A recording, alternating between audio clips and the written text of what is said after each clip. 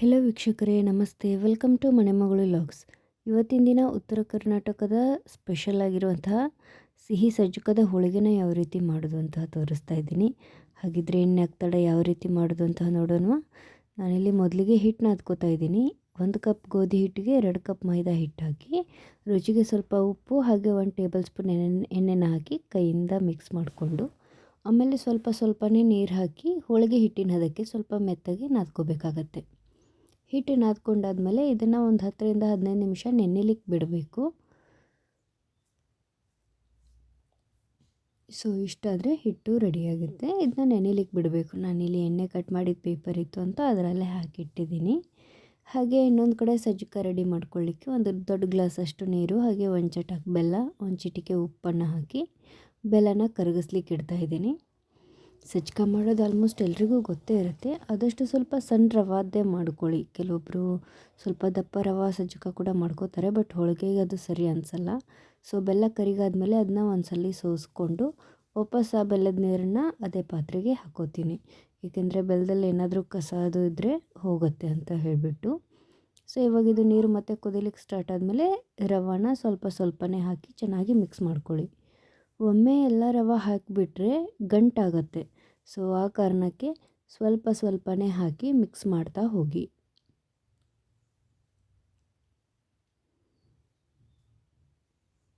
ಆಮೇಲೆ ಸಜ್ಜಕ ಸ್ವಲ್ಪ ಅಳ್ಕ ಮಾಡ್ಕೋಬೇಡಿ, ಸ್ವಲ್ಪ ಗಟ್ಟಿಯಾಗಿಯೇ ಮಾಡ್ಕೊಳ್ಳಿ. ಸಜ್ಜಕ ರೆಡಿ ಆದಮೇಲೆ ಒಂದು ಸ್ವಲ್ಪ ಏಲಕ್ಕಿ ಪುಡಿ ಹಾಕಿ ಮಿಕ್ಸ್ ಮಾಡಿ ಸ್ವಲ್ಪ ಲಿಡ್ ಕ್ಲೋಸ್ ಮಾಡಿ ಒಂದು 5 ರಿಂದ 10 ನಿಮಿಷ ಬಿಟ್ಬಿಡಿ. ಅಷ್ಟರಲ್ಲಿ ಸಜ್ಜಕನೂ ಕೂಡ ಸ್ವಲ್ಪ ಗಟ್ಟಿ ಆಗುತ್ತೆ. ಇಲ್ಲಿ ನಾವು ಹೋಳಿಗೆ ಮನೆಗೆ ಒಂದು ಸ್ವಲ್ಪ ಎಣ್ಣೆ ಹಚ್ಕೊಂಡು ನಾವು ರೆಡಿ ಮಾಡ್ಕೊಂಡಿರೋವಂಥ ಸಜ್ಜಕನ ಹಾಕಿ ಕೈಯಿಂದ ಒಂದು ಸರ್ತಿ ಚೆನ್ನಾಗಿ ಮಿತ್ಕೋಬೇಕಾಗತ್ತೆ. ಏಕೆಂದರೆ ಗಂಟಿದ್ರೆ ಆಯಿತು, ಹಾಗೆ ಸಜ್ಜಕದಲ್ಲಿ ಏನಾದರೂ ಇದ್ದರೂ ಕೂಡ ಕರೆಕ್ಟಾಗಿ ಮಿಕ್ಸ್ ಆಗುತ್ತೆ ಅಂತ ಹೇಳಿಬಿಟ್ಟು ಈ ರೀತಿ ಮಾಡಿ ನಿಮಗೆ ಯಾವ ಸೈಜ್ ಬೇಕೋ ಆ ಸೈಜಲ್ಲಿ ಉಂಡೆಗಳನ್ನ ಕಟ್ಟಿಟ್ಕೊಳ್ಳೋದು. ಇದಾದಮೇಲೆ ಇಲ್ಲಿ ಹಿಟ್ಟು ಕೂಡ ರೆಡಿಯಾಗಿರುತ್ತೆ. ಸೊ ಅದನ್ನ ಇನ್ನೊಂದು ಸರ್ತಿ ಚೆನ್ನಾಗಿ ಕೈಯಿಂದ ಮಿಕ್ಸ್ ಮಾಡಿಕೊಂಡು ನಿಮಗೆ ಎಷ್ಟು ಬೇಕೋ ಅಷ್ಟು ಕ್ವಾಂಟಿಟಿ ಹಿಟ್ಟನ್ನು ತೊಗೊಂಡು ಈ ರೀತಿ ಕೈಯಿಂದ ಅಗಲ ಮಾಡಿಕೊಂಡು ನಾವು ಹೂರ್ಣದ ಹೋಳಿಗೆಗೇನು ಇಡ್ತೀವಲ್ವ, ಸೊ ಅದೇ ರೀತಿ ಸೇಮ್ ಸ್ಟೈಲಲ್ಲಿ ಸಜ್ಜಕದ ಉಂಡೆನ ಇಟ್ಟು ಫಿಲ್ ಮಾಡಿ ಈ ರೀತಿ ಚೆನ್ನಾಗಿ ಲಟ್ಟಿಸ್ಕೊಂಡು ತೊಗೊಳ್ತಾ ಹೋಗಿ. ನೀವು ಇದಕ್ಕೆ ಎಣ್ಣೆ ಕೂಡ ಜಾಸ್ತಿ ಹಚ್ಚಲ್ಲ, ತುಂಬಾ ಚೆನ್ನಾಗಿರುತ್ತೆ, ಟೇಸ್ಟಿಯಾಗಿ ಕೂಡ ಇರುತ್ತೆ. ನೀವು ಇದನ್ನ ಚಪಾತಿ ರೀತಿಯಲ್ಲಿ ತೆಳ್ಳಗೆ ಕೂಡ ಮಾಡ್ಕೋಬಹುದು. ನಿಮಗೆ ಬೇಕಂದರೆ ದಪ್ಪಗೂ ಕೂಡ ಲಟ್ಟಿಸ್ಕೋಬಹುದು. ಆದಷ್ಟು ಸ್ವಲ್ಪ ಮೀಡಿಯಮ್ ಸೈಜಲ್ಲಿ ಲಟ್ಟಿಸ್ಕೊಂಡು ತೊಗೊಳ್ಳಿ.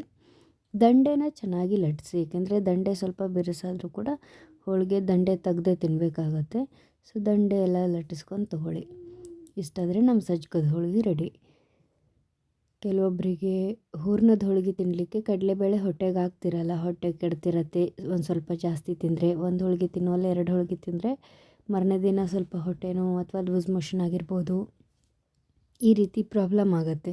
ಸೊ ವಯಸ್ಸಾದವ್ರಿಗೂ ಕೂಡ ಹೂರ್ಣದ ಹೋಳಿಗೆ ಜಾಸ್ತಿ ತಿನ್ನೋಕ್ಕಾಗಲ್ಲ ಕೆಲವೊಬ್ಬರಿಗೆ.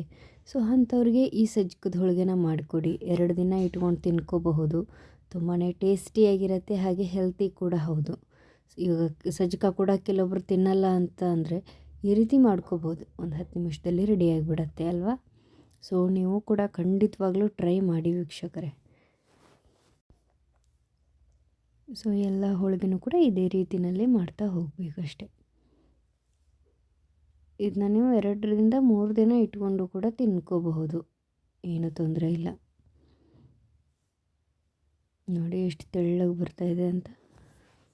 ನೀವು ಹೂರ್ಣನೇನು ಇಟ್ಕೋತೀರಲ್ಲ, ಇಟ್ಕೊಂಡು ಫಿಲ್ ಮಾಡೋವಾಗ ಕರೆಕ್ಟಾಗಿ ಫಿಲ್ ಮಾಡಿದರೆ ಈ ರೀತಿ ಎಲ್ಲ ಕಡೆ ಕೂಡ ಸ್ಪ್ರೆಡ್ ಆಗುತ್ತೆ. ನೀವು ಒಂದು ಕಡೆ ಹಿಟ್ಟು ಜಾಸ್ತಿ ಏನಾದರೂ ತೊಗೊಂಡ್ಬಿಟ್ರೆ ಅಲ್ಲಿ ಹೂರ್ಣ ಸ್ಪ್ರೆಡ್ ಆಗಲ್ಲ, ಹಿಟ್ಟಿಟ್ಟಾಗುತ್ತೆ. ಸೊ ಆ ಕಾರಣಕ್ಕೆ ಫಿಲ್ ಮಾಡ್ಕೊಳ್ಳೋವಾಗಲೇ ನೋಡಿಕೊಂಡು ಕರೆಕ್ಟಾಗಿ ಫಿಲ್ ಮಾಡ್ಕೊಳ್ಳಿ. ನಿಮ್ಮ ಮನೇಲಿ ಯಾರಿಗೆಲ್ಲ ಸಜ್ಜಕದ ಹೋಳಿಗೆ ಇಷ್ಟ ಆಗುತ್ತೆ ಅಂತ ನಮಗೂ ಕೂಡ ಕಮೆಂಟ್ ಮುಖಾಂತರ ತಿಳಿಸಿ.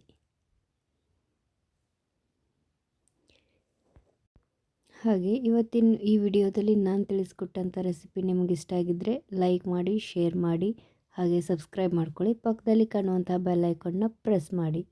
ನೀವು ಕೂಡ ಖಂಡಿತವಾಗ್ಲೂ ಟ್ರೈ ಮಾಡಿ ಹೇಗೆ ಬಂತು ಅಂತ ನಮಗೂ ತಿಳಿಸಿ. Thank you.